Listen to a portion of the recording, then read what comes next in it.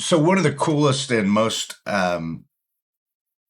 conflicting and memorable stories in the Bible, I think, is when Abraham is tested by God, and this only son that has been promised to him, he's asked to sacrifice, which it seems out of character for God, that he would ask him to do this. But he's testing him. The story tells us that that's what God is doing in this moment. Abraham doesn't know that. He reasons in his mind that if God is actually asking him to do this, he'll bring Isaac back to life somehow, some way. And so he goes up to worship God. He and Isaac go up the mountain to worship God. And right about as the knife is raised and Isaac is about to be slain by his father, the angel of the Lord stops him. And there's a lamb caught in the thicket. And God provides a sacrifice, a substitutionary lamb, which is a picture of Jesus. And so I often thought, I've thought about this story, but for the first time, I started thinking about the lamb.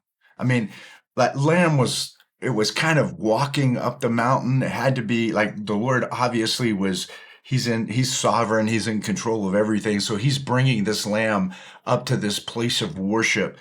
And then the lamb intentionally by God gets caught in a thicket. And man, that immediately took me to the New Testament when Jesus said he said to his disciples, he set his face like a flint.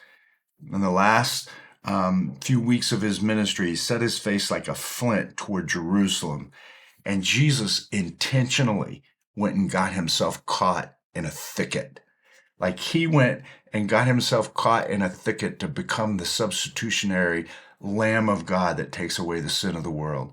And so I can see that lamb in the Old Testament going up the mountain, being orchestrated by God, picturing what Jesus would do.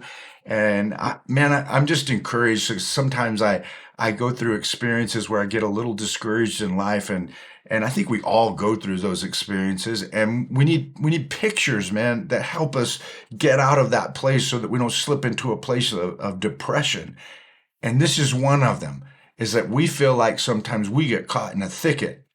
And we need to be reminded that Jesus intentionally got himself caught in a thicket. That's why he says to Pilate, no one can take my life from me. I lay it down. Like you would have no authority if it weren't from God. And even in that moment, he's hanging himself up in a thicket, knowing that he is going to be the sacrifice that takes away our sin.